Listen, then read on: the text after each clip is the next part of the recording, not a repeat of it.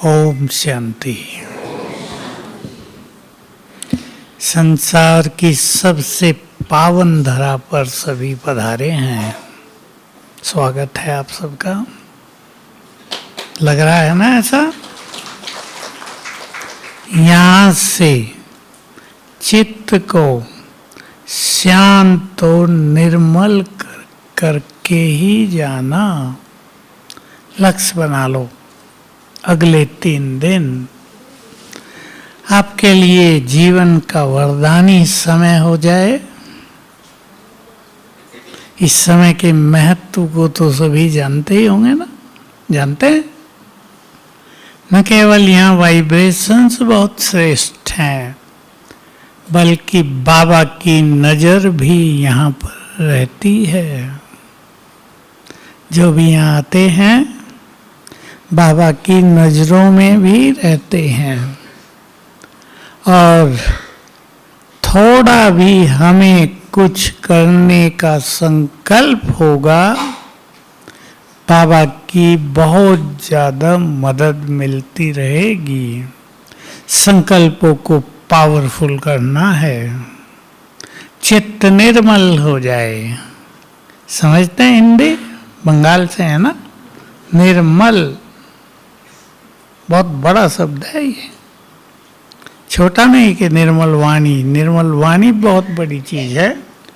अंतर्चित्त निर्मल हो जाए, किसी के प्रति कोई वैर भाव न रहे, ईर्ष्या द्वेष घृणा न रहे, कोई नेगेटिव फीलिंग न रहे, एकदम पवित्र भावनाएं सबके लिए, सुख देने की, सबका कल्याण करने की, सबको आगे बढ़ाने की भावनाएं जगा के जानी है यहाँ से। चाहे कोई नए हैं या 5, 10, 20 साल वाले हैं, सभी को ये काम करना है। देखो, बहुत इम्पोर्टेंट चीज़ होती है। हमें क्या पुरुषार्थ करना है उसको जानना। बहुतों को इसका पूरा पता नहीं होता। सोचते हैं योग लगाना, बस बाबा को याद करना, वो तो ठीक है, परंतु और भी बहुत कुछ करना है। चित्त की जन्म जन्म की अग्नि को बुझाना है। कौन सी अग्नि है वो? योग तो अग्नि बुझाएगी, विकारों की अग्नि जो आत्मा की आंतरिक शक्तियों को नष्ट कर रही हैं, जो उसे आगे नहीं बढ़ने देती। विकारों का विस्तार बहुत बड़ा है। कुछ विकार ऐसे हैं जिनको कभी मनुष्य विकार मानता ही नहीं। कौन सा है उनमें? एक, सारे ही बड़े हैं, पर सबसे सूक्ष्म है मोह।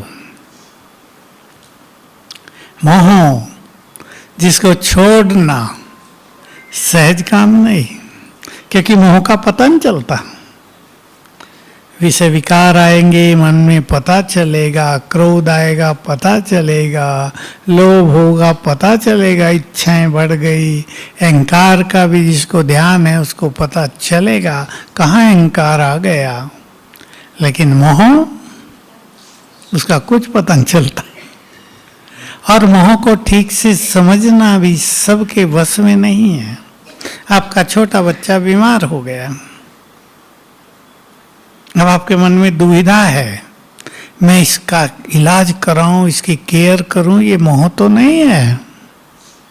उत्तर दो। ये मोह नहीं, ये जिम्मेदारी है। कई फिर ऐसा गलत कर लेते हैं कि नहीं, हमें तो निर्मोही बनना है, किसी पे ध्यान नहीं देना है। उससे लोग गलत समझते हैं कि इनका ज्ञान कैसा है, क्योंकि परिवार के सब लोग तो ज्ञान में नहीं होते ना, वो गलत समझेंगे। इसलिए कर्तव्य पालन अलग चीज है, मोह अलग चीज है। और मोह को छोड़ने का एक ही तरीका है, केवल एक। बोलो कौन सा? आप सब जानते हैं, वो कोई बड़ी चीज नहीं है। आत्मिक दृष्टि, उसे आपे छूटेगा, वो बैलेंस आ जाएगा, अवस्था निर्मोही होगी और कर्तव्य भी हमारे ख्यालों में रहेगा। मोह के साथ ही दूसरी चीज होती है आसक्तियां, ममत्व, ये अलग अलग शब्द हैं। मोह देहधारियों से होता है, आसक्तियां पदार्थों से होती है, ममता भी देहधारियों से ही होती है। हमारे पास जो साधन है उनमें हमारा मोह रहता ही है, क्योंकि हमने वो मेहनत से इकट्ठे किए होते हैं। भाई लोग कमाएंगे, रात दिन मेहनत करके, बहुत मेहनत करके घर में अपने चीजें लाई हैं, उनमें मोह रहेगा या नहीं? आसक्ति रहती है, मनुष्य का जुड़ाव रहता है उनसे बहुत ज्यादा। लेकिन वो होते हुए, उनका यूज करते हुए, मैं उदाहरण देता हूं, भोजन, अच्छा भोजन खाते हुए, अच्छा भोजन खाते हुए, ये नहीं रूखा सूखा खाएं कि अनासक्त होना है, संन्यास मार्ग नहीं है। अच्छा भोजन खाते उसमें आसक्त न हो, ये गुह्य ज्ञान की बात है।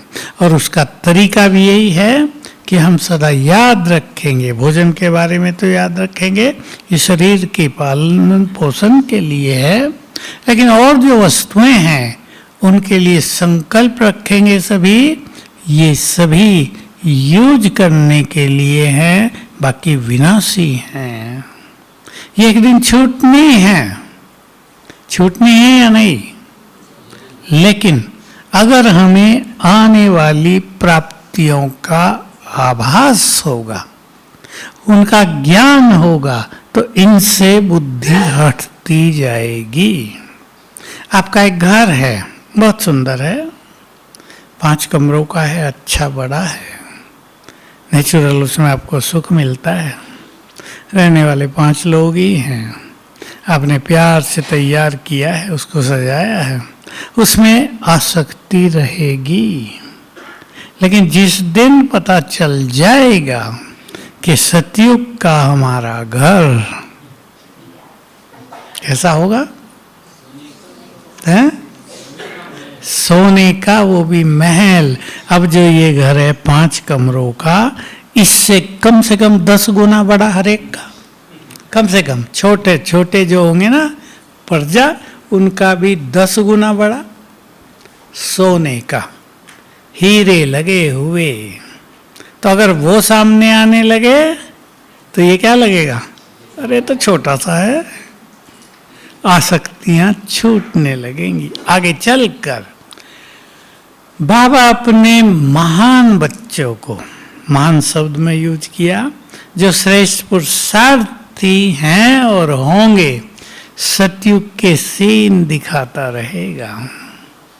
जब ये संसार भयानक आग की भेंट चढ़ता दिखाई देगा, तो वो दुनिया बाबा सबको दिखाता रहेगा।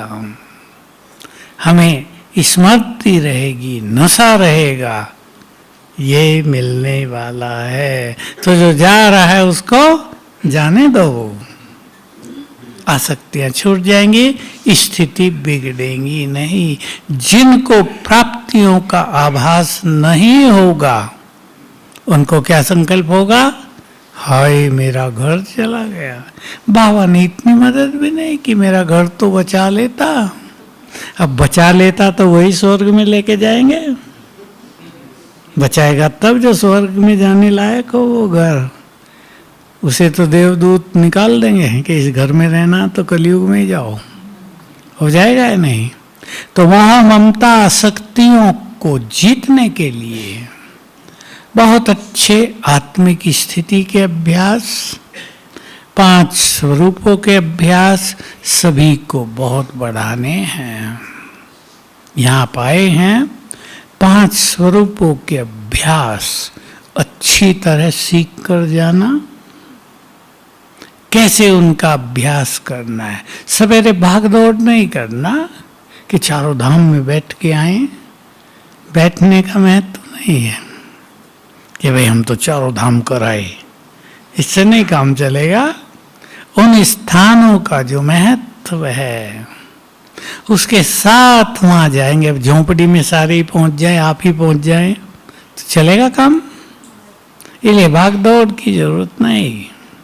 दिन में कभी भी एक बार हो आना, वहां जो कुछ बाबा ने कहा है, कहीं के लिए कहा है, कोई बातें मन में हो, रूह रिहान करनी हो तो यहाँ पहुंच जाओ।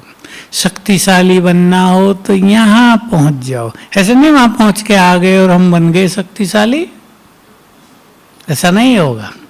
वहां जादू नहीं है। हमें शक्तिशाली बनने की यात्रा पर कदम रखना होता है वहां जाने के बाद। तो अच्छा चिंतन करके जो बाबा ने महत्व बताया है उसका अनुभव करना है वहां। इसलिए भागदौड़ नहीं करना। 5 स्वरूपों का अभ्यास सवेरे के योग में बहुत अच्छी तरह कर लेना। कौन से हैं 5 स्वरूप? पहला, दूसरा, तीसरा, चौथा, 5वां। आप तो परफेक्ट हैं इसमें। आपके इधर देवियों की पूजा बहुत है, कितनी सुंदर सुंदर देवियां बनाते हैं। संकल्प करना, मैं ऐसी ही हूं, यही हूं। कभी कभी अपने को मूर्ति की जगह देखना, उस स्वरूप को बुद्धि से विजुअलाइज करना, ये इंग्लिश का शब्द है, देखना। इसकी बहुत आवश्यकता है। इन बहनों को आगे भेज दो, देखो वो भीड़ में फिर बैठ रही। उठो उठो, ए माता उठो। चलो अब फिर से मेरी ओर देखो, माता हैं तो बैठ जाती हैं ऐसे ही, वो देखती नहीं कि आगे भी कुछ है। अरे भाई इसको बैठा लो, बेचारी बुजुर्ग है, इसको यहाँ बैठा लो, ये घूम रही है। चलो ठीक है। वो सारा ढूंढ के आई बेचारी, कहीं कुर्सी खाली हो तो मैं बैठूं, खाली ही नहीं मिली उसको। देव स्वरूप, आदि स्वरूप सामने आ जाए। ब्रह्मा बाबा का सुना है ना, कैसे उनको भविष्य का नशा था। बाबा ने एक अव्यक्त मुरली में भी ये ड्रिल सिखाई थी। तुम्हारी दोनों ड्रेस कौन सी? एक फरिश्ते की ड्रेस, ड्रेस माना शरीर, दूसरा देव स्वरूप की ड्रेस। जैसे सामने खूंटी पे टंगी है और तुमने उतार के एक पहन ली। बहुत अच्छा संकल्प है ये, बहुत अच्छी ड्रिल है। तो ऐसे 5 स्वरूपों को सामने देखते हुए एक एक उसका चिंतन करके मैं ये हूं, बहुत अच्छा अनुभव करना है। तो क्या होगा, इसका फायदा सभी को ख्याल हो। आपने अपने अनादि स्वरूप को देखा, मैं चमकती आत्मा, बिंदी आत्मा नहीं केवल, के लोग कोई समझ में नहीं। बिंदी माना ये नहीं कि लगा दी पेंसिल से, बहुत तेज है मुझ आत्मा में, बहुत लाइट है, बहुत एनर्जी है। मैं यहाँ हूँ, एनर्जी फैल रही है। अपने को बहुत तेजस्वी देखें। छोटा सा उदाहरण हमारे कोई व्यक्ति दिया करते हैं, एक कहीं 0 वाट का बल्ब जला हुआ हो, कुछ आत्माएं ऐसी भी हैं, थोड़ी सी लाइट, और बड़ा हेलोजिन जला हो जिसकी रोशनी 1 किलोमीटर तक जा रही हो। अपने को सोच लेना है मैं कैसी आत्मा हूं। तो आत्मिक स्वरूप को देखेंगे, चिंतन करेंगे। इसमें एक और अच्छा अभ्यास, मैं आत्मा परम धाम में हूं। कुछ क्षण के लिए, 1-1 मिनट वहां की डीप साइलेंस में हूं। तो आत्मा के 7 गुण जीवन में आने लगेंगे। कर्मेंद्रियों की आसक्ति शक्तियां नष्ट होने लगेंगी। जिन पुरुषार्थ के लिए मनुष्य बहुत मेहनत करता है ना, वो सब 5 स्वरूपों के अभ्यास से आप ही हो जाएगा, जीवन में सहज हो जाएगा। कर्मेंद्रिय जीत बनना कई धर्मों में है, लेकिन बहुत कठिन मानते हैं। जीभ पर मुश्किल कंट्रोल, कुछ खाने को देखा तो मुश्किल हो गई।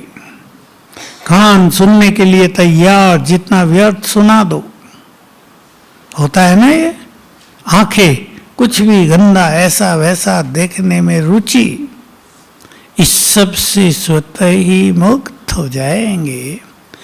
यदि मैं आत्मा देह से न्यारी हूं, ये बहुत अच्छा अनुभव करेंगे। दूसरा, आदि स्वरूप, देव स्वरूप। कुछ क्षणों के लिए रोज कम से कम एक बार अच्छी तरह देवलोक में पहुंच जाओ। पहले जन्म में उसको देखना भी एक बात है, लेकिन जैसे मैं वहां पहुंच गया, पहुंच गई, क्या है मेरा स्वरूप, कैसा है वो संसार, प्रकृति कैसी है वहां। क्योंकि कलयुग में हम सब रहते हैं, भले ही संगम पर है, पर कलयुगी दुनिया है ना। कलयुग में रहने वालों को ये समझ में कम आता है कि सतयुग कैसा होगा, क्योंकि हमने इसी युग को देखा है। लेकिन बाबा ने हमें सब कुछ बता दिया। सवेरे चिड़ियाएं उठाएंगी, कैसे? गीत गाएंगी। एक पेड़ पे 100-200 चिड़ियाएं बैठी हैं, चूं चूं चूं चूं कर रही है, म्यूजिक बजेगा। हमने तो देखा है, हमारे यहाँ करती है, बहुत अच्छा लगता है। तो क्या क्या होगा वहां, उसमें कुछ क्षणों के लिए खो जाएं, तो जो कुछ वहां है वो इस जीवन में आने लगेगा। वहां की प्योरिटी जीवन में आने लगेगी। थोड़ा सा ध्यान देंगे, हम वहां प्रकृति के मालिक हैं, अब भी हम इस प्रकृति के मालिक हैं। तो चिंतन और वहां पहुंचना, ऐसे ही इस देवी स्वरूप, बहुत सुंदर स्वरूप है ये। मैं अष्टभुजाधारी देवी हूं, ये मेरे गुण हैं। अपने गुणों को याद करना। कैसी होती हैं देवियां, पता है ना आपके यहाँ तो महिमा बहुत गाई जाती होगी। कैसी होती हैं देवियां, वही मैं हूं, तो वो सारे गुण मेरे हैं, तो मुझ में आ जाएंगे ना फटाफट। जिस चीज को हम ये समझ लेंगे ये मेरे हैं, ध्यान देंगे इस सूक्ष्म साइकोलॉजी को, ये मेरे हैं, वो मेरे अंदर आते जाएंगे। जिस चीज को हम रिजेक्ट करेंगे, ये मेरी नहीं है, वो जाती रहेंगी। बाबा ने एक बार बहुत अच्छा हंसी में समझाया था कि ये सब प्रॉपर्टी दुनियावी, विकार प्रॉपर्टी, ये सद्वेष प्रॉपर्टी रावण की है। तुमने इनको अपना बना लिया है, कहने लगे हो ये मेरी है, रावण तुम पे केस नहीं कर देगा, जज साहब को नहीं कहेगा, जज साहब ये मेरी प्रॉपर्टी को अपनी कह रहे हैं। तो सिंपल सिद्धांत, ये मेरी नहीं है, तो जाती रहेंगी। ये सुंदर मनोवैज्ञानिक एक ट्रीटमेंट है अपने को। जिस चीज को अपना कहेंगे वो अपना हो जाएगा, जिसको रिजेक्ट करेंगे वो जाएगा। इसको अपने जीवन में सभी को अपनाना है। हमें अपने जीवन को, आप सभी गृहस्थ में रहते हैं, अपने परिवार को, अपने गृहस्थ को क्या बनाना है? आश्रम। उससे भी अच्छा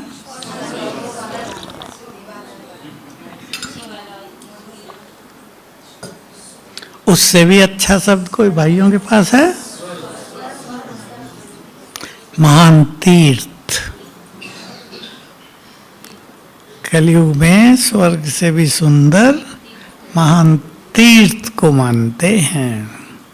हमें अपने घर को आश्रम बनाना है, मंदिर बनाना है, स्वर्ग बनाना है, सब बातें ठीक हैं, या तीर्थ बनाना है। और बहुत अच्छी बात आप सोच लें, आज आप में से जो बहुत अच्छा चिंतन करते हैं, बहुत अच्छा पुरुषार्थ करते हैं, वो ये सोच लें, मुझे अपने जीवन को चलता फिरता तीर्थ बनाना है। कि बहुत बड़ी बात होगी, चलता फिरता तीर्थ। यहाँ तो तीर्थों में जाकर भी मनुष्य को वो सब कुछ नहीं मिलता जो वो सोचते हैं। एक तीर्थ का हम सुन रहे थे कि जल्दी चलो, जल्दी आगे चलो, जल्दी आगे चलो, वहां ठहरने नहीं दे रहे थे किसी को, एक एक सेकंड जल्दी चलो, मूर्ति को देखा आगे बढ़ो। और हम चलते फिरते तीर्थ बन जाएं तो हमसे सबको लाइट माइट मिलती रहे, हमारे चलने से लाइट और माइट फैलती रहे, हमारे बोल दूसरों के लिए वरदानी बनते रहें, हमारे कर्मों से दूसरे अच्छे कर्म सीखते रहें। ऐसा हम अपने को तीर्थ बनाएंगे।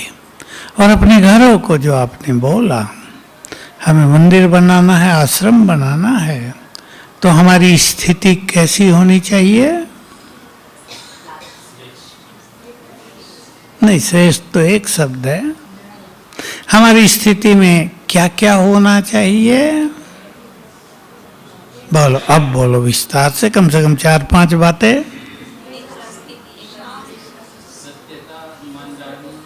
ठीक है, सत्यता, ईमानदारी, पवित्रता, एक रस स्थिति, आगे बोलो, प्रसन्नता, क्या नहीं होना चाहिए? क्रोध नहीं होना चाहिए। मोह की बात अभी छोड़ दो, वो धीरे धीरे जाता है, वो एक दिन में नहीं जाएगा। क्रोध नहीं होना चाहिए, बहुत लालच नहीं होना चाहिए। मैं बहुत शब्द बोल दिया, थोड़ा तो रखना पड़ेगा आपको अभी। बहुत लालच नहीं, पवित्रता बहुत अच्छी हो हमारी, क्योंकि हमारी स्थिति के वाइब्रेशंस पहले घर में फैलते हैं, आपके बच्चों को जाते हैं। अगर किसी के बच्चे बिगड़ रहे हों तो कहीं ना कहीं माँ बाप भी उसके जिम्मेदार होते हैं। अपने वाइब्रेशंस को सुंदर बनाओ, आपका घर सचमुच मंदिर बन जाएगा। आजकल मंदिरों से भी सुंदर आपका घर बन जाएगा, जहां लोग कहेंगे आने वाले समय में, आपके सामने ये बात आने वाली है, हमें अपने घर में बैठने दो आधा घंटा, हमारा चित्त शांत हो जाए, हमें अपने घर का एक बार भोजन खिला दो, प्रसाद है आपके घर का भोजन, हमारे दुख दर्द दूर हो जाएं, हमें अपने घर का पानी पिला दो, हमारा चित्त शांत हो जाए, हमारे सिर पे हाथ रख दो, फटा जा रहा है सिर, शांति मिल जाए, तनाव हट जाए, दुख मिट जाए। ये समय आने वाला है। बहुत कुछ हो गया संसार में 2-3 मास में। अभी कितने युद्ध हो गए, कितने देशों में संघर्ष हो गए, बरसात ने क्या क्या कर दिया, आप सब सुनते होंगे। आपका बंगाल तो सेफ है ना? ठीक है ना? कुछ जगह बिल्कुल सेफ हैं, इधर भी थोड़ा थोड़ा हुआ, ज़्यादा नहीं। गुजरात में भी ज़्यादा कुछ नहीं हुआ, महाराष्ट्र में भी नहीं हुआ। नॉर्थ का नंबर ज़्यादा आया। कई देशों में भूकंप हो गए। सूडान की चर्चा आ रही थी, अफ्रीका के ऊपर का देश है। एक बड़ा गांव था, धरती फटी, पूरा गांव अंदर समा गया। एक व्यक्ति बचा केवल, जो बाहर था कहीं। अफगानिस्तान में भूकंप हुआ, बहुत नुकसान कर गया। नेपाल का हाल तो सुनते होंगे, आपके समीप है। क्या क्या कर दिया लोगों ने वहाँ।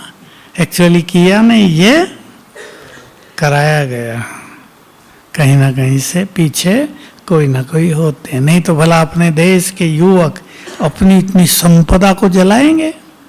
दिल दहलेगा, हमारी चीज है, हमारा धन लगा है। तो ये सब हो गया, ये विनाश के लक्षण है ना, जो बाबा कहते हैं विनाश काले, वही हो गया। तो जैसे सद्बुद्धि समाप्ति हो गई हो, तो ऐसी परिस्थिति बढ़ती जाएंगी, लोगों की अशांति बढ़ेगी, क्योंकि जो कर्म मनुष्य करता है वो रिटर्न होता ही है। अब जिन्होंने दूसरों के घर जलाए, उसका रिटर्न उनके पास आएगा किसी न किसी रूप में। जब आएगा तो सोचेंगे हमने क्या पाप किया, उन्हें पता ही नहीं कि वो कुछ पाप कर रहे हैं।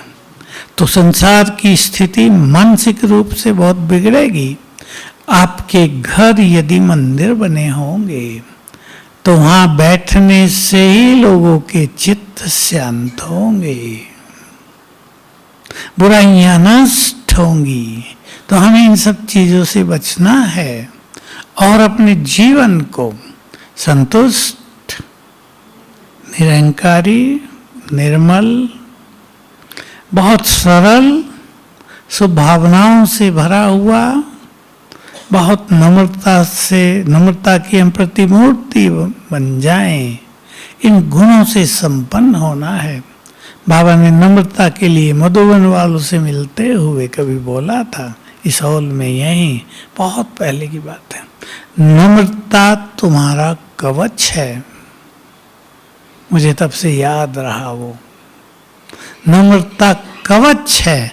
परिवारों में भी जितने आप नम्र रहेंगे, सबका स्नेह भी रहेगा, आपकी बात भी सुनी जाएगी। क्रोध वाले की बात ज्यादा सुनी नहीं जाती, उसमें प्रभाव खत्म हो जाता है। अहंकार जिसको होता है, उसके बोल में प्रभाव नहीं रहता। भले ही सोचे मैं बड़ा पावरफुल हूँ, पावरफुल वो नहीं है, उसका अहंकार पावरफुल है, अर्थात एक बुराई पावरफुल है। तो हमें चित्त को शुभ भावनाओं से भरना है। सभी अपने को संतुष्ट आत्माएं बनाएं।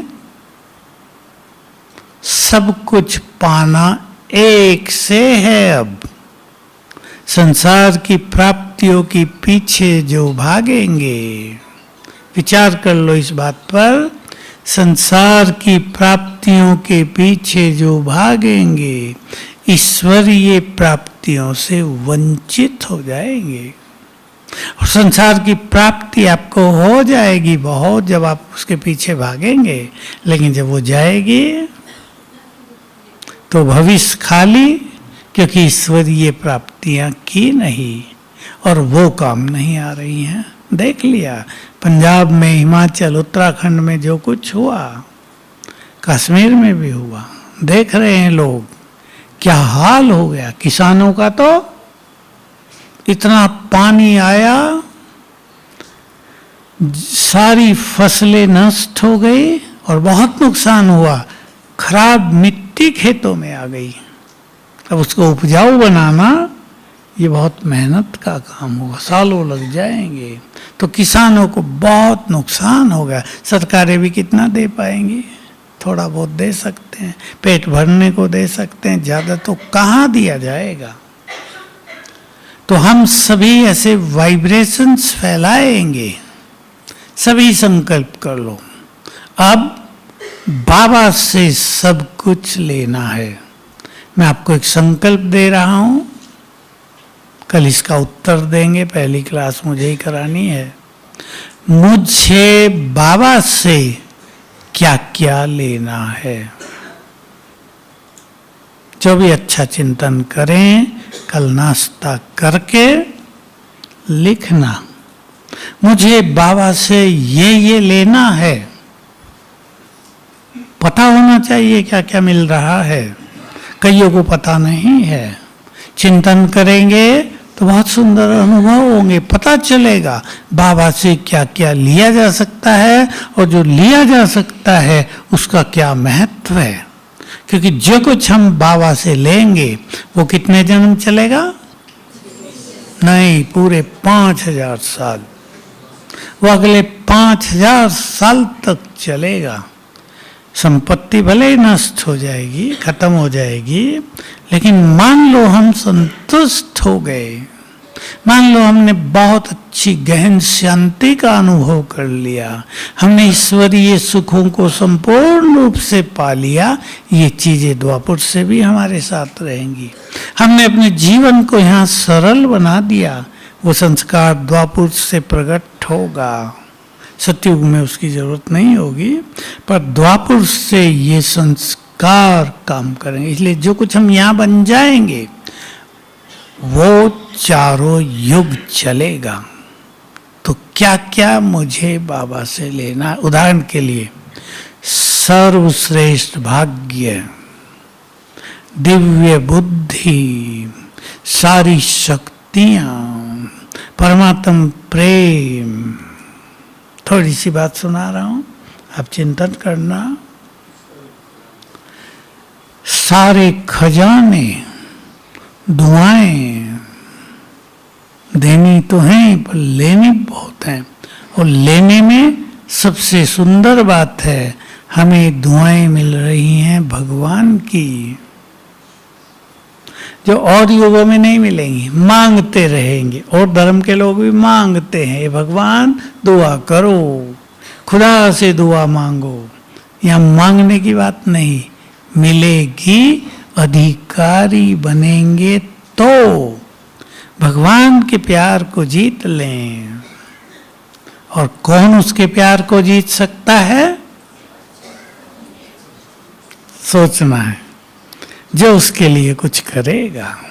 आपको कौन से बच्चे प्यारे लगते हैं? सोच लो। आपके 4 बच्चे हैं, उनमें से कौन से प्यारे लगेंगे? लायक। आपका बिजनेस है, जो बिजनेस में बहुत सफल होने लगे, मेहनत करने लगे, आप उन्हें पाकर निश्चिंत हो जाओगे कि मैं कल छोड़ भी दूं तो ये सारा काम संभालेंगे। वो बहुत प्यारे लगेंगे ना, जो आज्ञाकारी हो, चरित्रवान हो, जिनका व्यवहार बहुत अच्छा हो, और जो लड़ाकू हो।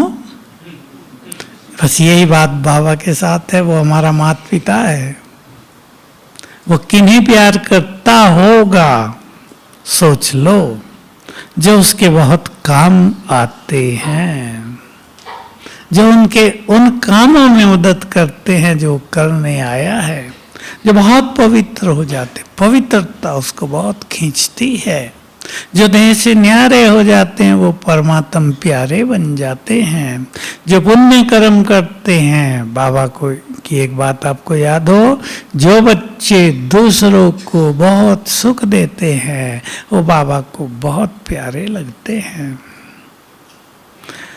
तो मुझे संगम पे ये प्राप्त करना है।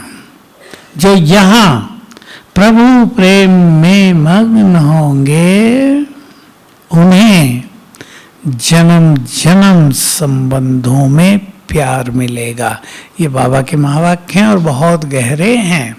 जन्म जन्म हम एक परिवार में रहेंगे ना, परिवार प्यार से भरपूर होगा, एक दूसरे का सम्मान होगा, परिवार में बहुत खुशी होगी, शांति होगी। संपत्ति के लिए लड़ेंगे नहीं, द्वापर से भी संपत्ति के लिए लड़ाई झगड़ा बहुत है, आजकल तो बहुत ज़्यादा है, वो सब खत्म हो जाएगा।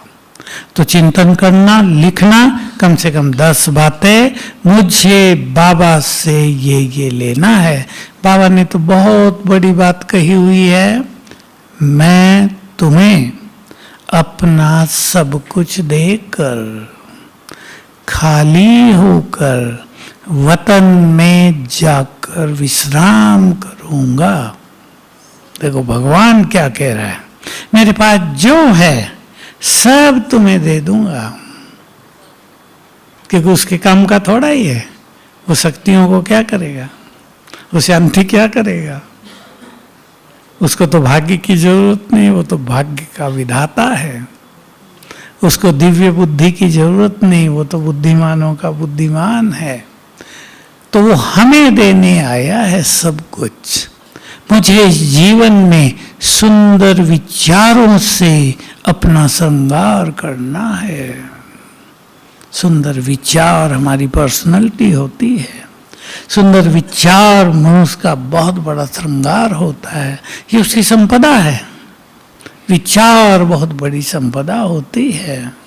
मुझे याद आई बचपन में एक कहानी जो संस्कृत में थी, पढ़ाई जाती थी, कि एक भारवी नाम का विद्वान था प्राचीन काल में। वो प्रदेश में पैसा कमाने जा रहा था, गरीब होते थे पंडित लोग।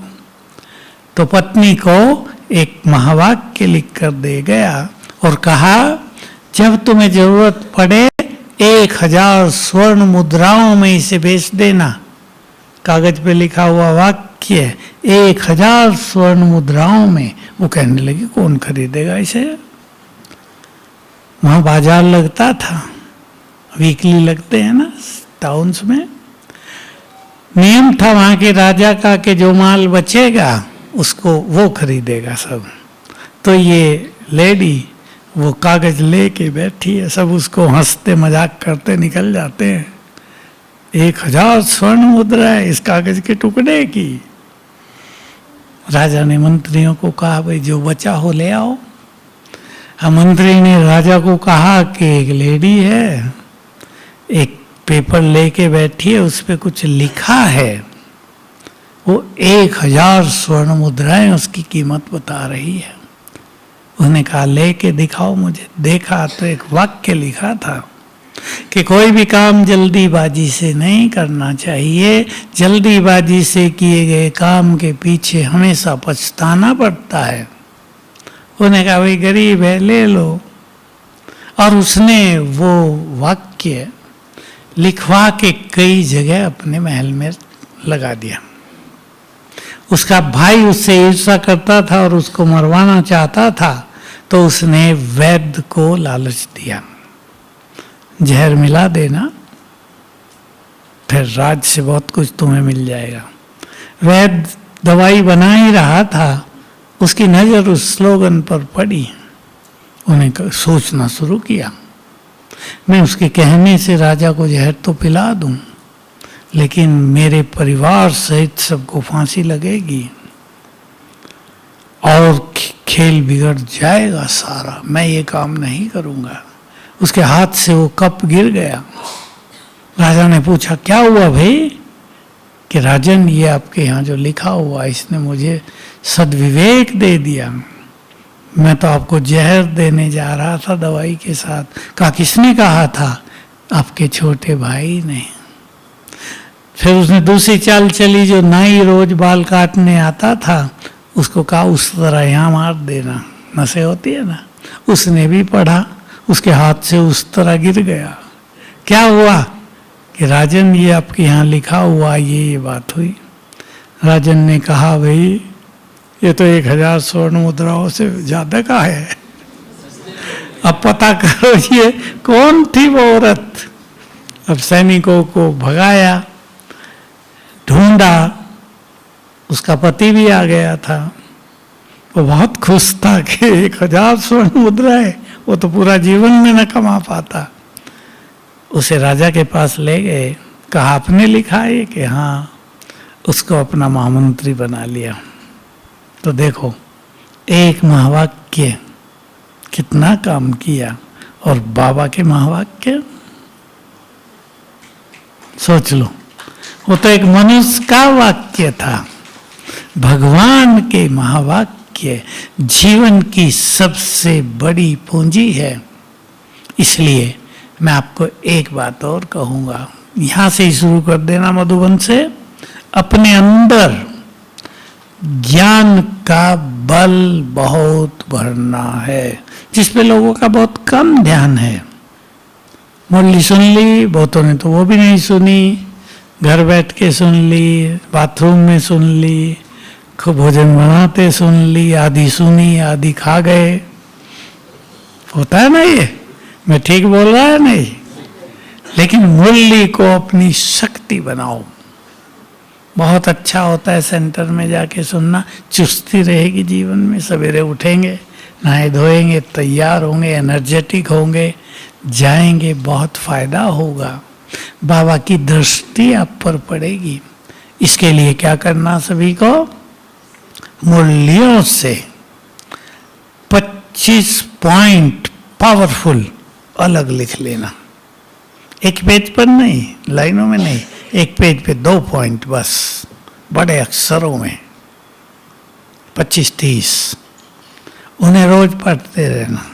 वो पॉइंट्स आपको माया को जीतने में, विघ्नों को जीतने में, स्थिति को एक रस बनाने में मदद करें, ऐसी बातें लिखना। जो कोई ये रहस्य लिए हुए हों, ऐसी बातें लिखना। जैसे बाबा ने कभी कहा, तुम्हारी सबसे बड़ी साधना है बुद्धि को स्थिर करना। बाबा ने कहा, बहुत सुंदर महावाक्य है जो यहाँ से आपको प्रैक्टिस में लाना है।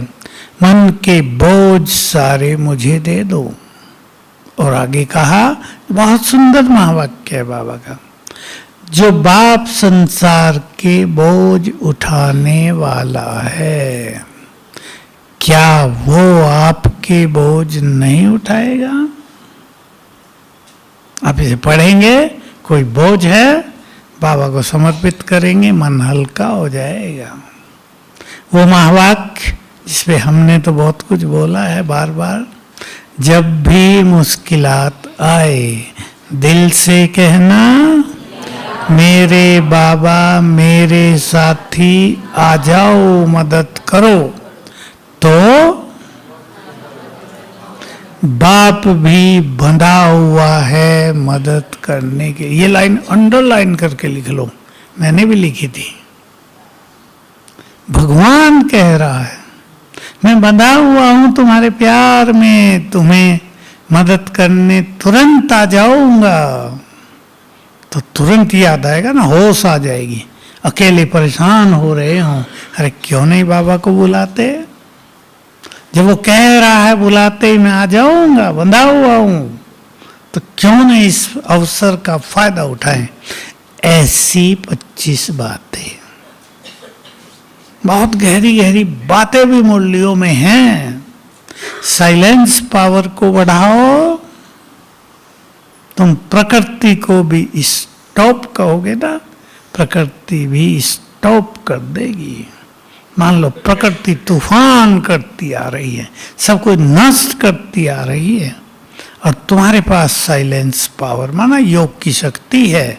तुम कहोगे प्रकृति शांत हो जाओ, मैं स्वराज्य अधिकारी हूं, प्रकृति का मालिक हूं।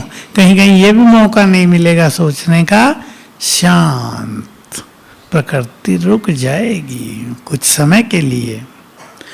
तो बहुत अच्छे पॉइंट्स लिखने हैं, सबको पसंद है, सब ये होमवर्क करेंगे। जरूरी नहीं आज लिख लो कल लिख लो, भले आप 1 मास में लिखो।